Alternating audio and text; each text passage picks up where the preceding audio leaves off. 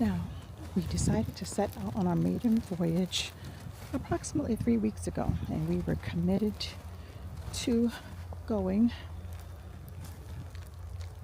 south. Well, I knew it would be cold, but I did not think that it would be snowing. We have a few other brave souls out here. Optimus is holding up pretty well. So far, so good. We're toasty inside. My husband had the heat pump going, but he since turned it off, and we're now relying on alcohol.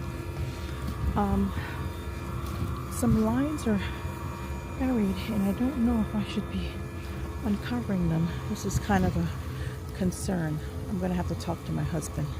I feel like we should be covering something up.